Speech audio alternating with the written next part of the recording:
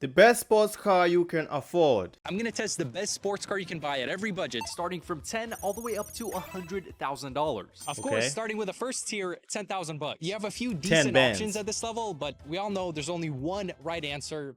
A Mazda Miata. Now we'll be judging. Okay, for 10 bands, I would say that kind of looks cool. But like those weird headlights, they gotta go. I know back in the day it was kind of a flex to have a car with popping headlights, but I don't like it. But other than that, the whole car looks neat. It looks amazing. I would take it for 10K. Each car on 3 parameters: its looks, the driving experience, and what it says about you. As far as the Pause. aesthetic, Miatas just look fun. They look like a good time. Yeah, It's not exactly. the sharpest, most aggressive looking car, but for what it is, it's a pretty clean, minimal design. I mean, just look at that smile. It looks happy to be here. And given that they weigh like 2,000 pounds and often come with a manual transmission, they also drive really fun. It feels like you're driving a go-kart on public roads. This thing is tiny. It doesn't have all that much power, but because of how light and small it is, it's still such a good time. As far as what it says about you, anyone who drives a fairly stock or tastefully modded Miata is a good time. They're a fun person to be around. The only caveat is the exhaust delete slammed subsect of Miata owners. Fellas, it's 11 p.m. on a school night. What are we doing? What would you rate your car? 10 out of 10. Do you think others would agree? Probably. All right, well, that's the next owner.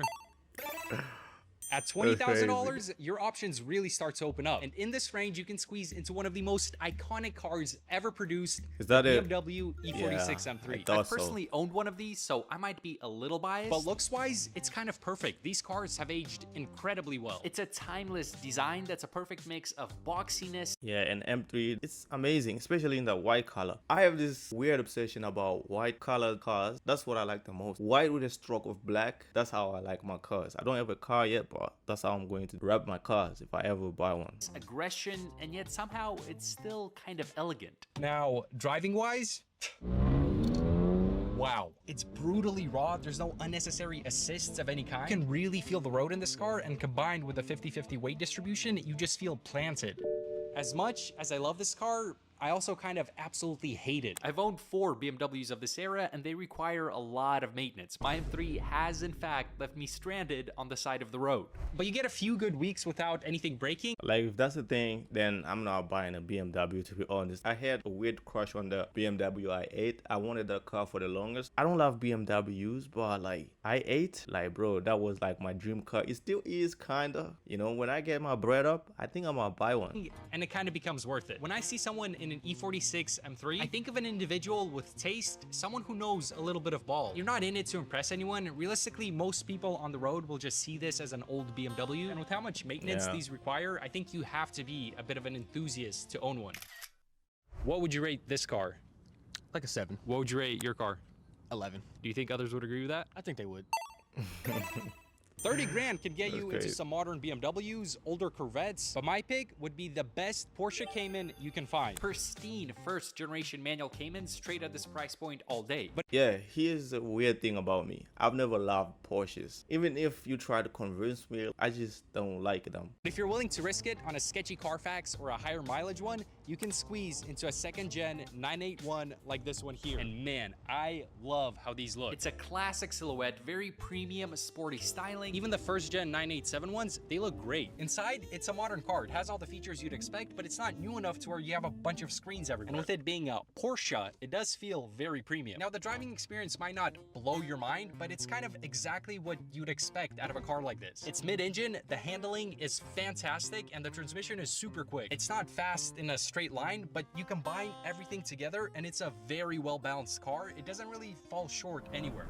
Yo, it's actually like so. I feel like there's one thing that he's living out, the fuel consumption. Like that's gotta be a key thing when making a decision to buy a car, right? But for 30K, yeah, I feel like it's a decent buy. It looks neat, it looks nice. Aesthetically, it's pleasing. slow. Well, I guess other than in a straight line. However, the Cayman does carry some stigma, with some calling it the poor man's Porsche. And to that, I would say, worry about your own bag, bro. But also, yeah, some people might buy this because it's the cheapest way to flex a Porsche, but I wouldn't let them ruin it for you. Porsche Cayman, completely underrated. What would you rate this car? Nice. I would give it a solid 7. And what would you rate your car?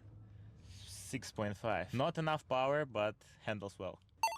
I feel like that guy Can I was say something honest. without everyone getting mad? This one is a little controversial, but I'm standing 10 toes down. This is one of For my 40K, favorite is that- cars on isn't this that a entire Ford? list, That looks especially like for a the Ford. price. 40 grand, BMW i8. I mean, looks-wise, this is one of the coolest, most spacious. Bro, that's my car. That's my dream car right there. 40K, you can get an i8 for 40K. Last time I checked, like, bro, these things were going for mad price. They were going for 100K or some shit, but now 40K, you can get an i8. Bro, I really need to get my bread out. Bro, how can you look at this and not tell me, like, yo, you will want this in your garage? Universe, God, if you can hear me, man, bless me so that I can buy this car. I really love this. The butterfly doors. Absolutely insane futuristic styling. It's one of the most unique looking cars on the road, even now, 12 years since BMW first released it. Now the drive. Yeah, that's what I was saying, bro. Like, it's way past its time, but it just looks so amazing. If you buy this, you can absolutely drive it around and you will still look cool, to be honest, in my own opinion. I'm gonna change my mind, and i8 is still my dream car. That's going to be like the first like supercar purchase I make. Is of course part of why this car gets so much hate. It's got a 1.5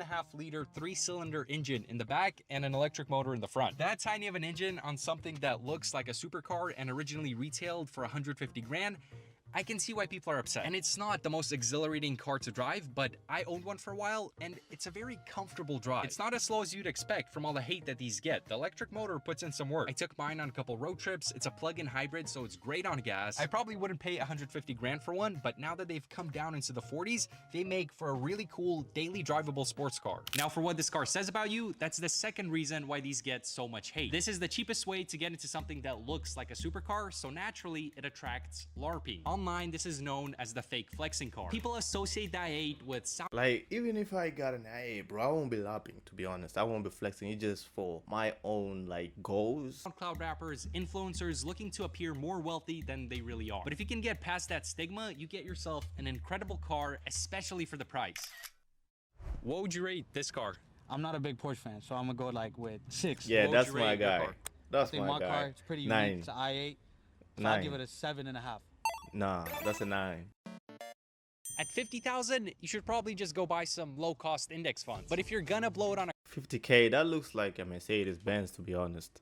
You gotta put a car, Benz you can on get here. a really nice C7 Stingray, a 718 Cayman, or you can buy what is often referred to as the pinnacle of driver-focused sports cars, a BMW M2 Competition. This car looks well balanced. It's really not the flashiest car, but it's very proportionate. The modern day BMWs, they look good, but I just don't like BMWs that much. The only BMW I really like is the i8. I really love the i8. I'm absolutely obsessed over the car. Aesthetically pleasing and kind of aggressive. BMW didn't really take a lot of design risks here. Pretty much anyone can get behind this. It just looks good, especially in this color. However, most people aren't buying these for the looks. The BMW M2 is the smallest M car in size, but it still has a good amount of power, which is a recipe for a pretty impressive driving experience. This thing handles well. There's like no body roll. The brakes are excellent. It's shifty. This is a driver's car. And when it comes to optics, this is kind of on the opposite end of the spectrum from the BMW i8. The i8 is known to be a bit of a flexer car, while this is the most if you know you know type of car out of the M lineup. You make 100 grand on TikTok, you're buying a G80 M3 M4. This is a car you'll find true BMW enthusiasts driving, and I think it gets a lot of respect anywhere it goes.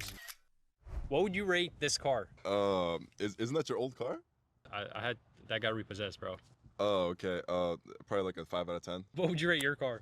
7 Bro, how can you rate an i8 5 out of 10, bro? That's a 9. Crazy, folk. out of 10. Do you think others would agree? No.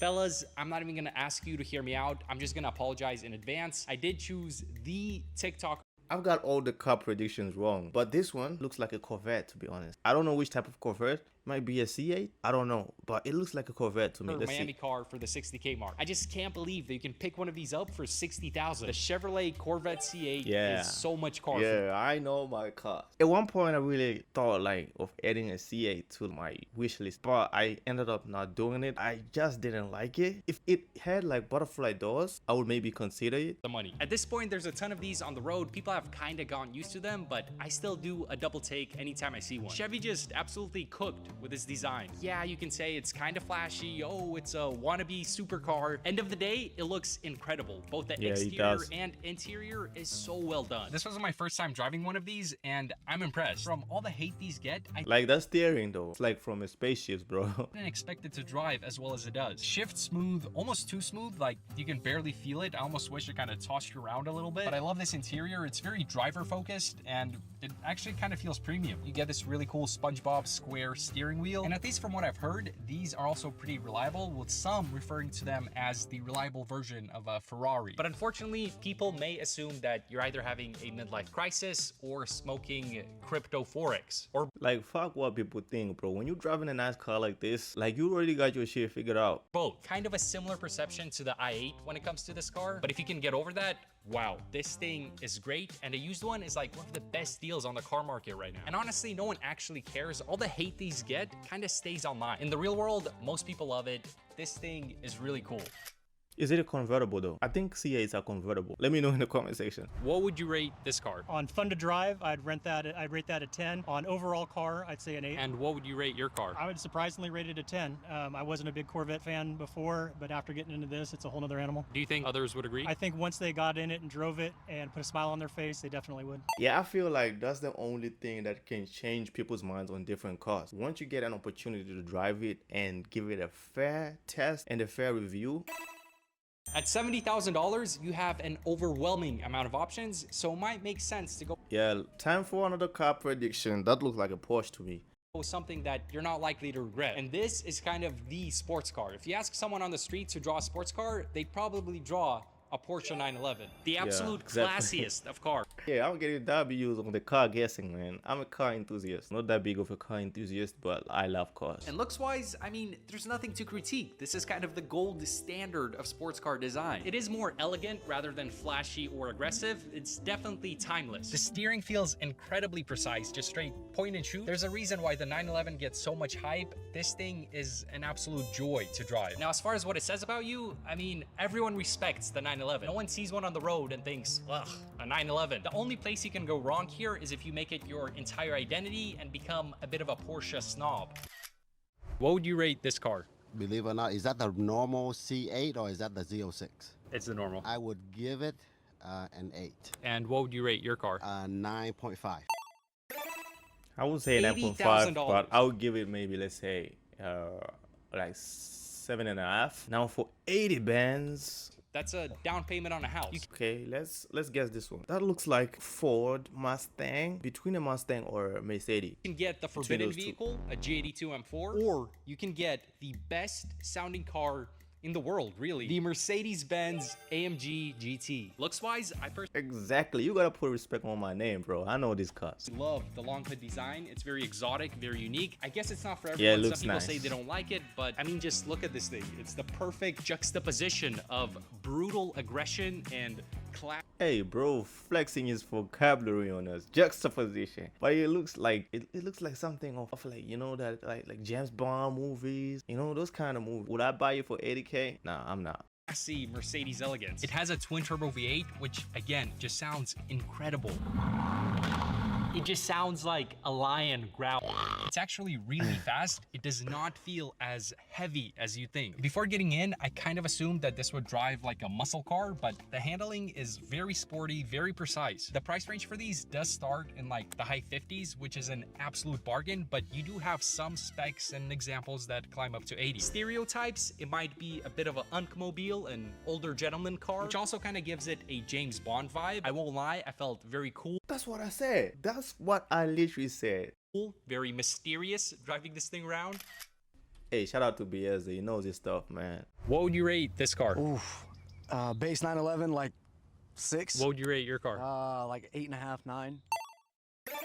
Nah, that's not a 9. That's an 8. At $90,000, you can get into something very special. Bro, by looking at it, I can pretty much guess that's a Lamb. That's a I don't know if Lamborghini, it's bro. even fair because this is technically a supercar, not a sports car. But for 90 grand, you can buy a piece of history, a pre-LP Lamborghini Gallardo. An absolutely epic car. You get the iconic Lamborghini wedge silhouette with a massive front headlight. It's super wide and low to the ground. The design has really held up. 20 years since it's been released, you you take a look at this car, 20. it still looks incredible. I bought a crashed one, and after repairs, I was into it in the low 60s, but the one I'm inside today would actually be worth a lot more than 90. This is a very special Gallardo, as it comes with a... Now, driving an automatic Gallardo, because it's a single clutch V10, I've never driven anything like it. It's so harsh and mechanical, it genuinely feels dangerous. Such a unique, exciting analog experience, and this manual version is all of that. Like, bro, to be honest, I don't really dig like manual transmission cars. I'm more for like automatic transmission type of guy. But I've drove a manual car before. I feel like it's more pleasing and more fun to drive because it's like you're more concentrated, and you know, when you're shifting the gears, it's much more pleasing, and there's much more technicality, you know, to like shifting the gears to driving a manual car. I don't know what you guys think, but I'm more of like an automatic transmission guy. Amplified.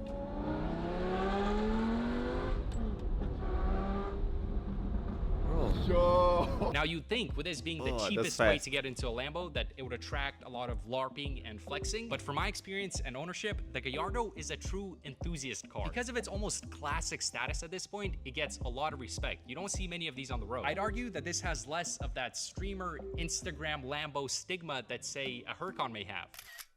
What would you rate this car? That's an 8. I'm gonna give that a 7. And what would you rate your car? I'd give it a 9. Do you think others would agree? Yeah, I'll probably give it like a 9. I don't think so. It's a little bit old, but they should agree because it's got...